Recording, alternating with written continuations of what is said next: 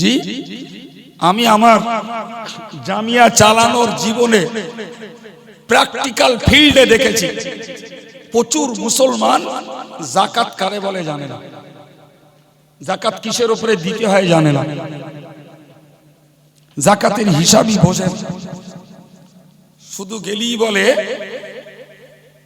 আমার যা যাকাত হয় তার থেকে অনেক দিয়ে ফেলেছে। আমি বলি ভাই কত যাকাত হয়েছে? তো অত কি আর হিসেব আছে? আচ্ছা কত বড় মোস্ট ইগনোরেন্ট, তোর যখন হিসেব নেই তার থেকে বেশি দিলি বুঝলি কি করে?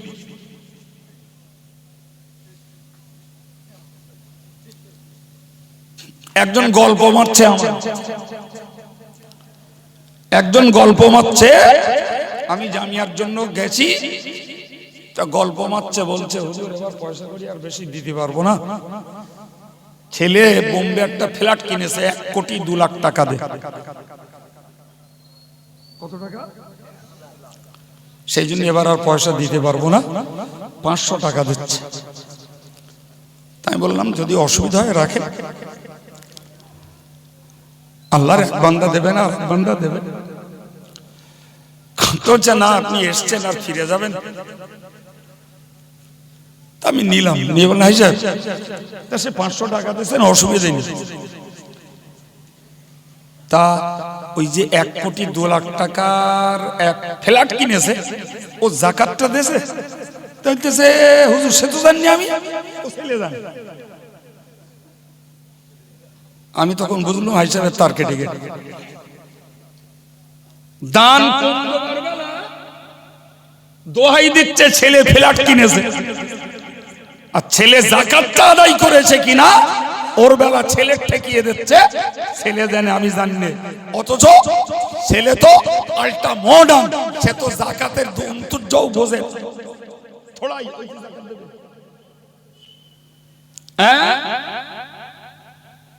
আল্লাহ সাহেব ভালো করে খোঁজ নেন,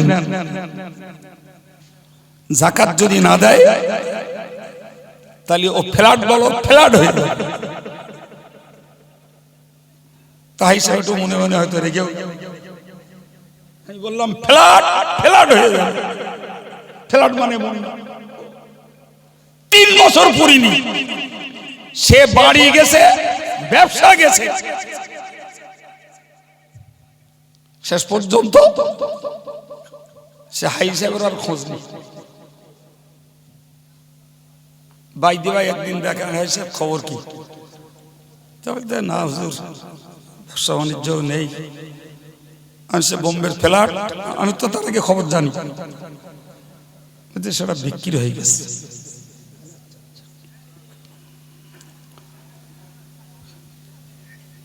আমাদের দেশের একাধিক ধনী ব্যক্তিরা মেগা সিটিতে বিল্ডিং কিনে রেখেছে, এখানকার ভাড়া হাওয়া, এখানকার খাওয়া, এখানকার জলবায়ু ভাল লাগে না, ওখানে যাই বাতাস খেতে। জানেন আমি ব্যক্তি চিনি, ফ্ল্যাট চিনি। জি, যাকাত কালেকশন করতে গেছি, বলতে হুজুর এবার টাকা পয়সা নেই, তা খানিকটা ইট দোবান। আমি ভাই আমি আজ পর্যন্ত ইট তুলে কোনোদিন বিক্রি করিনি, আমার যা ইট লাগে ওই রকমটা নেই, ইট কালেকশন করে করে বিক্রি করে টাকা বানিয়ে নেবো, ও কাজ আমি আজ অবধি করিনি। আপনার ইট আপনি বিক্রি করেন, পারলি টাকা দেবেন, আর আমার যদি কখনো বিল্ডিং এ ইট লাগে জামিয়ায়, তখন বললি পারলে কিছু দেবেন। দেখলে এ লোক শক্ত লোক, তাহলে নাই 500 টাকা নিয়ে যান।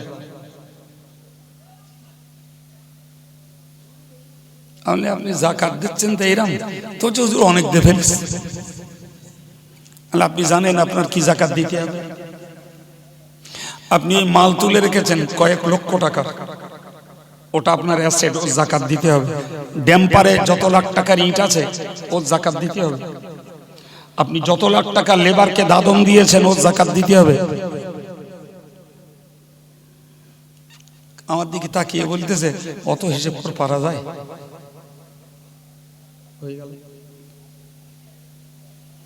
ওগুলো তো তোমার বাচ্চিতে আছে, ওগুলোর যাকাত দেওয়া লাগবে মিয়া। সম্মানিত ভাইরা আমার, মানুষ এত পরিমাণ দুনিয়ার পিছনে ডুবে গেছে। শেখ সাদির কথা মনে রাখতে হবে। শেখ সাদি বলেছেন, অর্থবিত্ত হলো নৌকার মতো,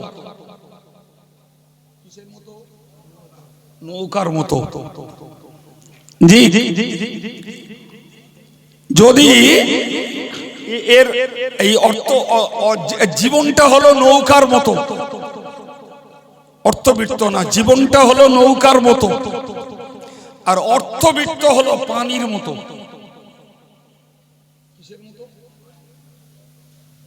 কথাটা ক্লিয়ার হয়েছে? আমাদের জীবনটা হলো নৌকার মতো, আর অর্থবিত্ত হলো পানির মতো। পানি যদি নৌকার তলায় লাগে তাহলে নৌকা চলতে সাহায্য করে, আর ওই পানি যদি একবার নৌকার উপরে ওঠে ও নৌকার ভরাডুবি হয়। শেখ সাদি বিশ্ববাসীকে বলেছেন, তোমাদের জীবনটা নৌকার মতো। অর্থ যদি তোমার পিছনে চলে তাহলে তোমার জীবন যাত্রা, ইবাদত, আমল, নামাজ, যাকাত, সাদকা, ফিতরা, কুরবানি সবকিছু আদায় করতে টাকা তোমায় সাহায্য করবে। সুবহানাল্লাহ বলেন, ঠিক না? আর যদি অর্থ তোমার ঘাড়ে চেপে বসে, ধ্বংস ছাড়া তোমার আর রাস্তা নাই। বিশ্বাস করুন, আমি বাস্তবের অভিজ্ঞতায় বলছি, প্রচুর পরিমাণে ধনী মুসলমানরা হিসাব করে যাকাত দেয়। এত পরিমাণ টাকার দরদ, অথচ আল্লাহ বলেছেন, والذين يكنزون الذهب والفضة ولا ينفقونها في سبيل الله فبشرهم بعذاب أليم। আল্লাহ বলেছেন, যারা সোনার উপর টাকা পয়সা সঞ্চয় করেছে, ওয়ালা ইউনফিকুনাহা ফি সাবিলিল্লাহ, ওগুলোকে আল্লাহর রাস্তায় খরচ করে না। আল্লাহ বললেন, নবী হে, ওদেরকে যন্ত্রণাদায়ক শাস্তির সুসংবাদ দাও। একদম হুবহু কোরআনের আয়াতের অনুবাদটা বলে দিলাম, বাংলায় কথাটাকে মাথায় খেলান। ওদেরকে যন্ত্রণাদায়ক শাস্তির সুসংবাদ দাও। বাবা, শাস্তি কখনো সুসংবাদ হয়? এই রে চিল্লে বলেন, হয়? শাস্তি জীবনের সুসংবাদ হয়? আল্লাহ বলছেন, যারা সোনার উপর টাকা পয়সা সঞ্চয় করেছে এবং ইয়ার স্টার্টিং ঠিক করিনি, ইয়ার এন্ডিং ঠিক করিনি, বছর শেষে হিসাব করে যাকাত দেয়নি, ওদের জন্য যন্ত্রণাদায়ক শাস্তির সুসংবাদ। কিসে শাস্তি? ইয়াউমা ইউহমা আলাইহা ফি নারি জাহান্নাম।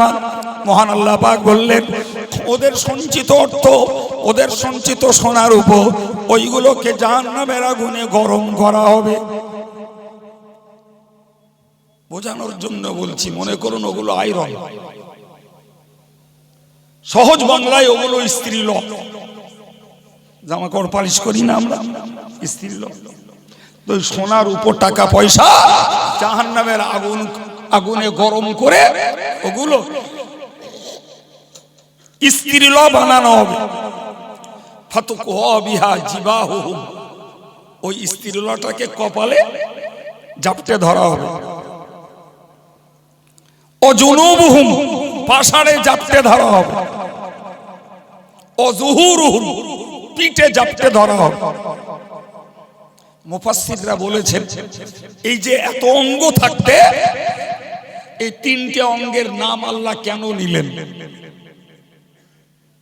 মুফাসসিররা তার ব্যাখ্যায় বলেছেন, নাম্বার 1, কারোর কাছে যাকাত চাইলে দেবে না বলে কপাল গোটায়। বুঝতে পারছেন না? অতএব প্রথমত কপালে ছেদ, দ্বিতীয়ত দেবে না বলে পাশ মোড়া খায়, অতএব পাশারে ছেদ। এবার যখন দেবে না বলে একদম নেগেটিভ অ্যান্সার দিয়ে পিঠ ঘোরায়, মার একটা পিটি ছাপ। পর্যায় করা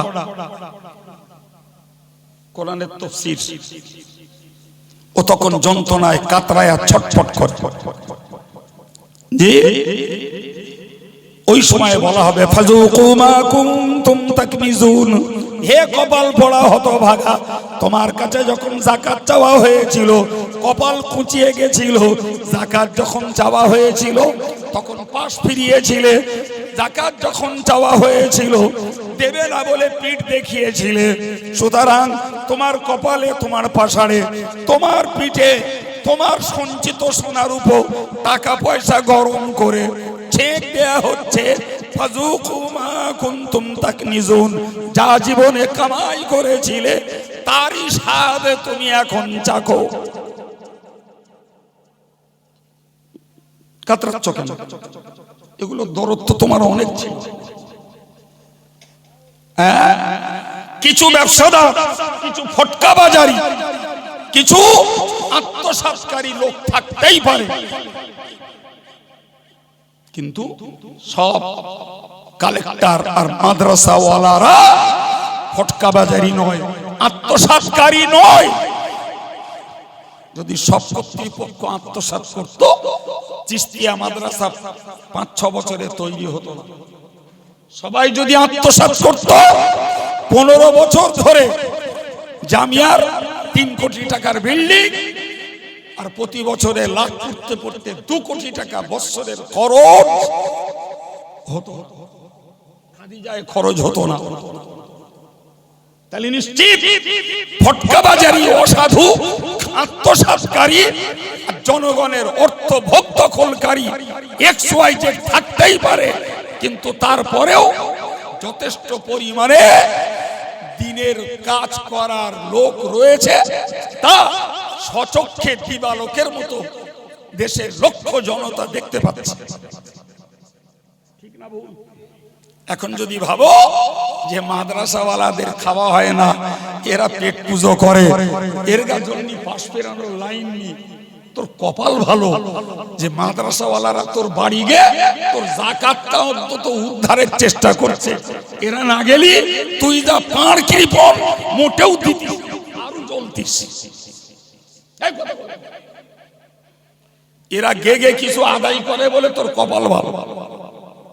উচিত ছিল এরা যাবে না, তুমি তোমার অর্থের হিসাব কষে যাকাতগুলো বয়ে দিয়ে এসো। গ্রামের দরিদ্রদের, এতিম অনাথদের, মাদ্রাসার এতিম অনাথদের পিছনে দিয়ে এসো। তুমি তো যাও না বলে তাই মাদ্রাসাওয়ালারা তোমার বাড়িকে ধন্না ধরে।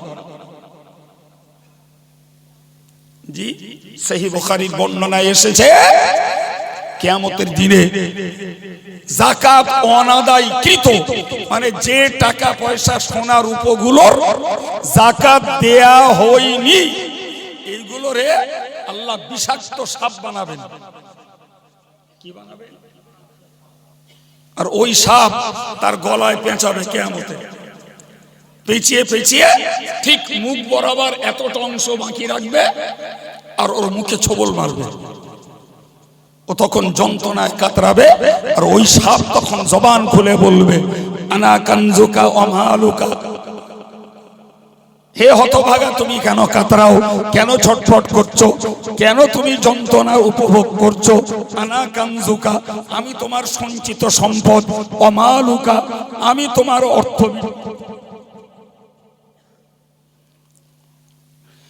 কি গো ভাই, দুনিয়া আমাদেরকে পাগল বানিয়েছে, দুনিয়া আমাদের ঠকাচ্ছে, দুনিয়া আমাদেরকে ধোকায় ফেলে রেখেছে। আমি আবার বলছি, ধনী হওয়া দোষের নয়, ভালো খাওয়া দোষের নয়, ভালো বাড়িতে বাস করা দোষের নয়, ভালো পোশাক পরাটা দোষের নয়, কিন্তু এগুলো করতে যে যদি ইবাদত আমলের ঘাটতি হয়ে যায়, আর এগুলো করতে যে যদি শরীয়তের বর্ডার ক্রস করে যদি হারামে, প্রতারণায়, মিথ্যাচারিতায়, ধোঁকাবাজিতে পড়ে যাও, তাহলে তোমার জন্য চরম বিপদ। তুমি ইবাদত আমলকে ঠিক রাখো, হারাম হালালের বাজ বিচার করো, তুমি ধনী হও। ওসমান গনি ধনী ছিলেন, ধনী ছিলেন আবু আইয়ুব আনসারী, ধনী ছিলেন হযরত আব্দুর রহমান ইবনে আউফ, ধনী ছিলেন হযরত আবু বকর, ধনী ছিলেন হযরত ওমর রিদওয়ানুল্লাহি তাআলা আলাইহিম আজমাইন। ধন তাদেরকে আল্লাহ ভোলা করায়নি, ধন তাদেরকে রাসূল ভোলা করায়নি, ধন তাদেরকে নামাজ ভোলা করায়নি, ব্যবসা তাদেরকে রাসূলের সোহবত থেকে বিচ্ছিন্ন করে দেয়নি, ধন তাদেরকে জিকির ফিকির তাসবিহ তেলাওয়াত থেকে দূরে সরিয়ে দেয়নি। তাদের ধনে ইসলাম সমৃদ্ধ, তাদের ধনে ইসলাম প্রচার লাভ করেছে, তাদের ধনে নব মুসলিমরা সেবা পেয়েছে, তাদের ধনে দরিদ্রতা উপকার পেয়েছে, তাদের ধনে আল্লাহর দ্বীন প্রতিষ্ঠিত হয়েছে। চিল্লে বলুন সুবহানাল্লাহ। সম্মানিত ভাইরা আমার, আমি এসব আলোচনা করব এসব ভেবে চিন্তে অঙ্ক কষে উঠিনি। আল্লাহ যা বলিয়েছেন সব আল্লাহ তার ইচ্ছায় বলিয়েছেন। যদি মনে করেন বর্তমান প্রেক্ষাপট এবং যুগ আর সময় অনুযায়ী মানুষের চিন্তা চেতনার কিছু খোরাক আল্লাহ আমার দিয়ে আপনাদেরকে পাইয়েছেন, জি ভাবলে লাভবান হওয়া যাবে ইনশাআল্লাহ। কথা ঠিক না বল? কথা ঠিক না বল? সম্মানিত ভাইরা আমার, সেই সঙ্গে আমি আমার আলোচনার প্রাসঙ্গিকতা বজায় রেখেই লেটেস্ট যে জায়গাটায় এসে বক্তব্য ছাড়ছি তাতে খুব ভালো বুঝে গেছেন যে আমাদের অর্থে দরিদ্রের হক রয়েছে। যাকাত কার হক? কথা বলেন, কথা বলেন। কোরআন বলছে, প্রিয় ভাইরা আমার, তো ধনে কার হক রয়েছে? জোরে বলে। আমি বলেছি কোরআন বলছে আফি আমওয়ালিহিম হাক্কুল লিসাইলি ওয়াল মাহরুম। ধনীর ধনে বঞ্চিত ব্যক্তিদের এবং ভিক্ষুকদের হক রয়েছে। এই হক নির্ধারণ করে দিয়েছেন কে? জোরে বলেন কে? জি, গরিবরা কেড়ে নেয় না, কপাল ভালো। আরে আমার পকেটে যদি আপনার টাকা থাকে তাহলে আপনি ইচ্ছা করলে তো কেড়ে নিতে পারেন। কেড়ে নিলি ছিনতাইকারী বলবে, ফলে নেয় না। তো দরিদ্র কাড়বে না, কিন্তু আল্লাহ যখন আমার মালে দরিদ্রের হক রেখে দিয়েছেন তাহলে সেটা আমার পক্ষ থেকে দরিদ্রকে বুঝে নেওয়া উচিত, বুঝে দেওয়া উচিত। কথা বলে। তা দরিদ্র কেড়ে নেবে না, আমি ইচ্ছা করে দেব না, এর পানিশমেন্ট নিতে হবে না? কি বলছেন? নিতে হবে না? হবে না? জি, সম্মানিত ভাইরা আমার, আলোচনা বাড়বো না।